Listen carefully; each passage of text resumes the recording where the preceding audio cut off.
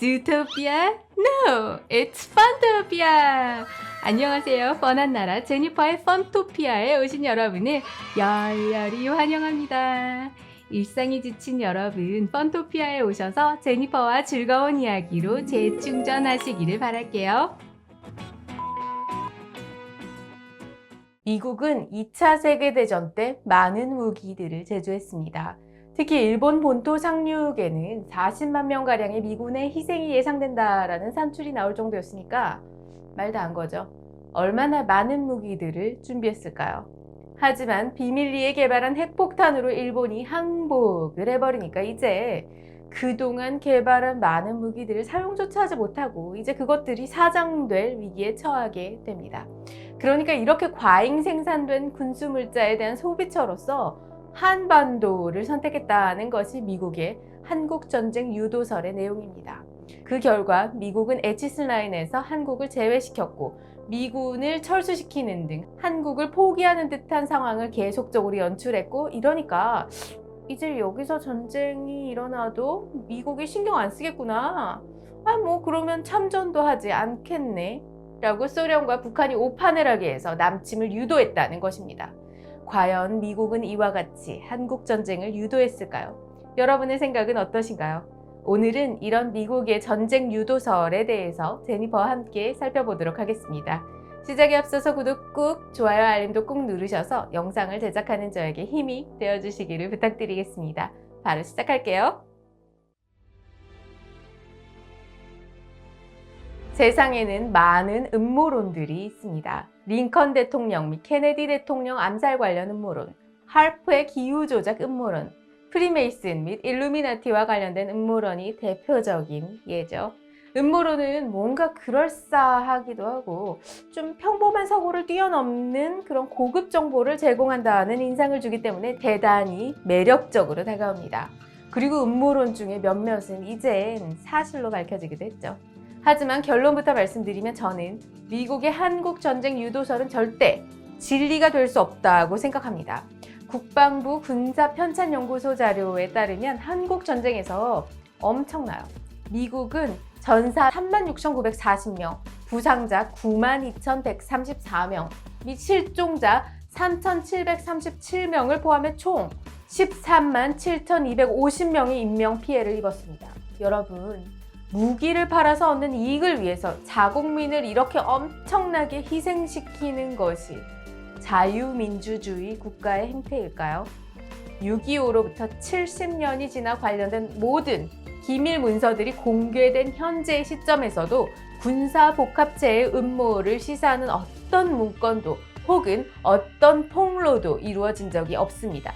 미국이 중국이나 북한같이 언론을 통제하는 사회여서 공개가 안 된 것인가요? 조금만 생각해도 미국의 군사복합체에 의한 남침 유도설의 허구성은 쉽게 드러납니다. 음모론은 사건의 결과론적인 면에서 출발해서 원인을 끼워 맞춘 거예요.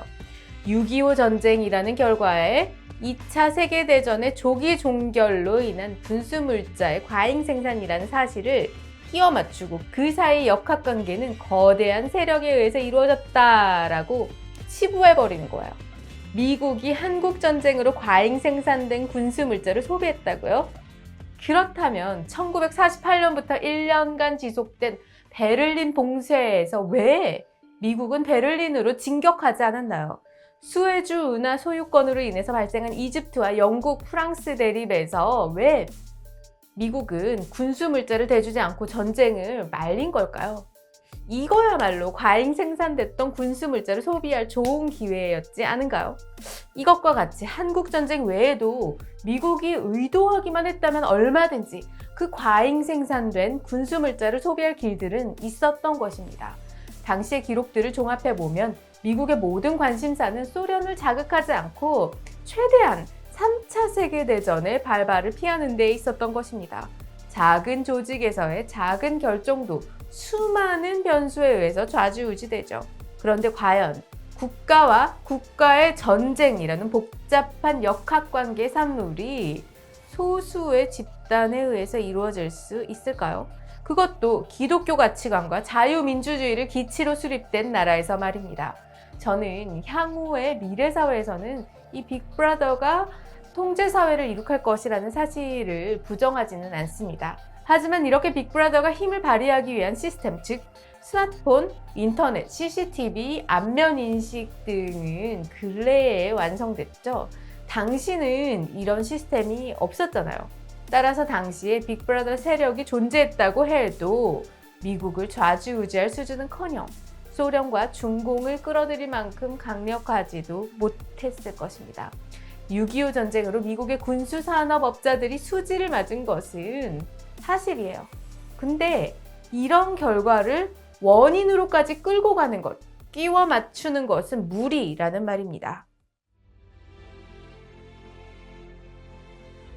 H슬라인 선언은 1950년 1월 미국의 국무장관이었던 딘 애치슨이 아시아의 전략적 방어선을 필리핀과 일본을 잇는 섬 중심으로 한다는 발표입니다. 여기에는 한반도와 대만이 빠지게 됐죠. 그 결과 전쟁을 해도 미국이 참전하지 않을 것이라고 소련과 북한이 오판을 하게 돼서 한국전쟁이 발발하게 되었다고 이 음모론자들은 말합니다. 실제로 이 애치슬라인의 발표 이후에 스탈린은 김일성의 남침을 비로소 승인해 준 거예요. 윌리엄 스톡 교수의 한국 전쟁과 미국 외교 정책이라는 책에는 미국의 애치슬라인 선언 배경이 잘 기술되어 있습니다. 이 책에 의하면 애치슬라인 선언은 미국의 세계 전략에서 아시아보다 유럽을 더 중시하겠다는 선언이에요. 이 애치슬라인의 선언 배경에는 1948년 6월 24일부터 1949년 5월 12일 사이에 있었던 소련에 의한 베를린 봉쇄가 있었습니다. 당시는 2차 세계대전이 끝난 지 얼마 되지도 않았고 미소 대립으로 3차 세계대전이 언제라도 발생할 수 있다는 그 노파심이 고조되던 시대였죠. 이 시기에 화약고와 같이 유럽에서의 전쟁 가능성이 높아진 것입니다. 미국이 아무리 슈퍼파워를 지닌 나라지만 유라시아 대륙의 양쪽 끝까지 병력을 쏟기에는 한계가 있었습니다. 이러니까 이제 미국은 원자폭탄 등의 전략적인 자산의 배치, 그리고 마셜 플랜을 통한 경제적인 자원 등을 유럽에 이제는 집중하고자 했던 것입니다. 그 결과는 어땠냐면 당연히 상대적으로 아시아에 쏟는 힘이 약해질 수밖에 없었던 거예요. 그런데 여기서 잠깐, 여러분, 대륙보다 섬나라는 지키기가 좀 유리하다는 사실을 아시나요? 왜냐하면 넓은 바다가 방파제 역할을 해주기 때문이에요. 대서양 및 태평양으로 둘러싸인 미국도 하나의 거대한 섬나라인 셈이어서 강력한 해군력을 지녔습니다. 따라서 H슬라인의 선언을 통해서 미국, 필리핀을 잇는 라인을 수호한다는 상징적인 선언을 하는 것만으로도 미국이 유럽뿐만 아니라 아시아도 방어하고자 한다는 것을 표방하는 셈이었던 것입니다. H슬라인에서 핵심적인 사항은 섬나라이면서도 제외된 대만에 있어요. H슬라인은 한반도도 한반도지만 무엇보다도 대만은 섬이잖아요. 그런데도 불구하고 이제 미국이 보호하지 않겠다는 선언인 셈이었던 것입니다. 쉽게 말씀드리면 당시에 미국의 적은 어디였나요? 소련이죠. 이 상황에서 신생국인 중공까지 미국이 적으로 만들지 않겠다는 것입니다. 그러니까 신생 중공이 대만을 점령하든지 말든지 이제 뭐 너네 일이니까 간섭하지 않겠다는 의미예요. 이것은 소련에 더해서 중공까지 우리의 적으로 만들지 않겠다는 중공을 향한 유화의 제스처이며 소련과 중공을 가르려는 미국의 외교 정책이었던 셈입니다. 우리는 한반도의 지정학적 가치가 대단히 높아서 미국이 이런 지정학적 위치에서 우위를 점하기 위해서 한국전쟁에 참전했다고 생각하고는 합니다. 그러니까 미국이 우리를 도왔기는 하는데 미국 입장에서도 얻는 게 있으니까 우리가 그렇게 크게 감사할 것은 없다는 논리죠. 그런데 앞에서의 H슬라인에도 보았듯이 당시 한반도는 미국이 보기에 전략적 가치가 그다지 높은 곳이 아니었어요. 그때는 미소 냉전이 한창 시작되었던 시점이었죠. 미국은 1차적으로 소련의 위협으로부터 자국을 보호하는 것이 가장 중요했습니다. 그리고 이를 위해서는 일본 열도를 지켜서 소련을 봉쇄시키는 것만으로도 충분했어요. 소련에는 겨울에만 어는 준부동항인 블라디보스톡이 있었고 일본 열도 오키나와 필리핀을 잇는 선으로 태평양으로 나갈 길이 어느 정도는 봉쇄돼 있었거든요. 그렇다면 여기서 한반도의 역할은 없어요. 트루먼 행정부는 스탈린이 남침 직전에 김일성에게 항공기, 탱크 등 최신 무기를 지원해서 북한 인민군의 전력 증강을 이룬 데 대해서도 별 관심을 갖지 않았던 때였어요. 그 이유는 뭐였냐면 한국을 방어 대상에서 제외시켜버렸기 때문이었고요. 트루먼은 회고록에서 다음과 같이 밝혔습니다.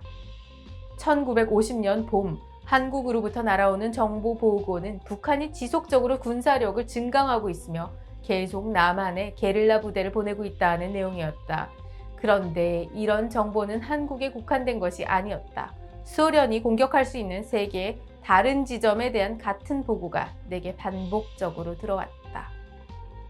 에이치슨도 그 회고록에서 이렇게 밝혀요. 베를린 봉쇄 사건 이후에 우리는 소련으로부터 위험이 될 만한 지역에서 군사훈련을 실시했다. 한국도 그런 지역 중에 하나였으나 소련이 우선시할 지역에는 포함되지 않는 것으로 판단했다. 에이치슨은 1947년 2월에 국무장관 대행 자격으로 한국문제특별합동위원회를 구성합니다. 이 위원회 보고서의 3장이 미국에 있어서 한국의 중요성으로 당시 트루먼 행정부가 한국이 미국에게 어떤 위치를 차지하고 있는지를 잘 보여줍니다. 이 보고서에는 전략적, 정치적, 경제적 측면에서의 한국의 중요성을 평가했는데요. 결과부터 말씀드리면 한국은 군사 전략적으로 별로 가치가 없으니까 군사적으로 중립화하는 것이 가장 바람직하나 정치적으로는 대단히 중요하며 경제적으로는 작은 시장밖에 안 된다는 내용이었습니다. 놀랍지 않으신가요? 미국의 입장에서 한반도는 군사 전략적으로 큰 가치가 없는 땅이란 거예요.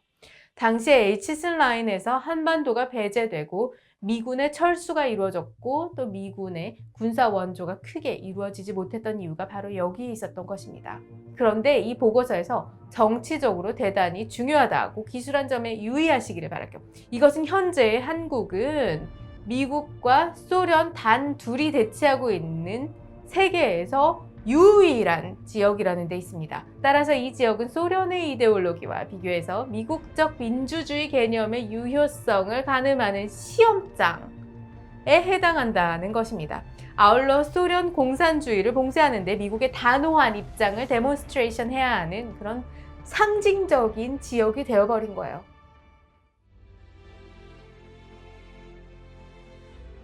결론적으로 미국이 한국전쟁에 참전한 이유는 정치적인 이유 때문이었습니다. 미소 대립에서 한반도를 빼앗기는 모습을 보인다면 도미노같이 줄줄이 소련과 맞닿은 지역의 공산화가 이루어지기 때문에 미국이 자유민주주의를 소화한다는 의지를 보일 필요가 있었기 때문입니다. 미소 냉전이 시작돼서 공산화가 도미노같이 확산되는 상황에서 이제는 자유민주주의 진영의 수호자였던 미국에서 소련에 대해서 자유민주주의 수호에 대한 결연한 의지를 보일 필요가 있었기 때문입니다. 한국전쟁 후 70년이 지난 시점에서 어떤 기록을 봐도 미국이 자신의 군수물자의 재고 처리를 위한 격전지로 한반도를 선택했다는 결론을 얻을 수가 없는 것입니다. 미국 워싱턴 DC 링컨 기념관에서 가까운 동남쪽에 있는 한국전 참전 용사 기념비에는 알지도 못하는 나라, 만난 적도 없는 사람들을 위해서 라는 글귀가 있습니다. 알지도 못하는 나라, 만나본 적도 없는 사람들을 위해 미국은 13만 7,250명의 인명피해를 입었습니다. 우리가 지금 자유와 평화를 누리는 것도 이분들의 희생 덕분입니다. 한국에서 많은 분들이 한국전쟁 미국 유도설에 동조한다는 사실을 만약에 미국인들이 알게 된다면 이들의 심정은 어떨까요? 명심보감에 의리 없는 친구는 사귀지 말라고 기술되어 있습니다. 짐승조차 은혜를 압니다. 하물며 우리는 범국가적인 은혜를 미국과 유엔군에 입은 것입니다. 세월이 흘렀다고 세대가 바뀌었다고 해서 은혜가 사라지는 건가요? 아닙니다. 우리는 알지도 못하는 나라에 만나본 적도 없는 사람들을 지키기 위해서 이 땅에 파병 나온 그 미국의 젊은이들이 있었기 때문에 그리고 자신들의 귀한 아버지, 형제, 아들, 남편을 보내주고도 단 하나의 보상도 바라지 않은 그 땅에 국민들이 있었기 때문에 지금 우리가 자유를 누리며 살아가고 있음을 잊지 말아야 할 것입니다.